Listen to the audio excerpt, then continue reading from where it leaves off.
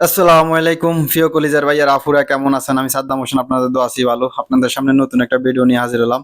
দেন আমরা ফাউন্ডেশনের বিল্ডিং এর মাটির নিচে কিভাবে মতরুস তাবুক গুলো লাগায় বিদেশে, সেই তাবুক লাগানোর ভিডিওটা তুলে ধরলাম। ভিডিওটা আসলে মূলত আমরা যে জায়গায় থাকি এই জায়গার না।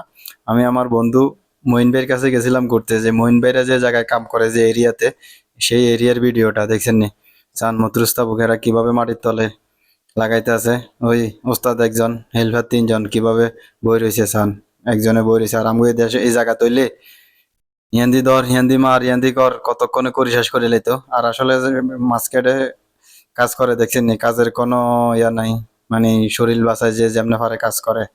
আর আমাদের এই জায়গায় আজকে যেটা ধর সেটাই শেষ করা লাগে। তো আসলে বিদেশে মূলত আমরা কিভাবে কাজ করি, কাজের ভিডিওগুলো আপনাদের সামনে তুলে ধরি। দেখছেন একজন মুরব্বী বয়ে রয়েছে, মুরব্বীটারে দেখে আমার অনেক মায়া লাগে।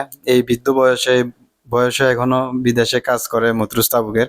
আপনারা নিজ চোখে দেখলে বিশ্বাস করতেন না, দেখতে থান। আসলে মুরব্বীরা কত বয়স্ক হয়েছেন, অনেক বয়স্ক লোক।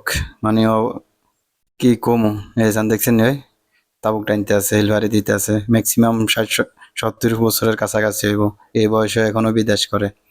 তো যাক, সবারই একটা ফ্যামিলির সমস্যা থাকতেই পারে। তো আসলে মূলত ভাই আমরা কাজের ভিডিওগুলো তুলে ধরি। ভিডিওগুলো কেমন হয় অবশ্যই কমেন্ট করে জানাবেন। ভিডিওটা যদি ভালো লাগে অবশ্যই একটু ভালোবাসা দিবেন।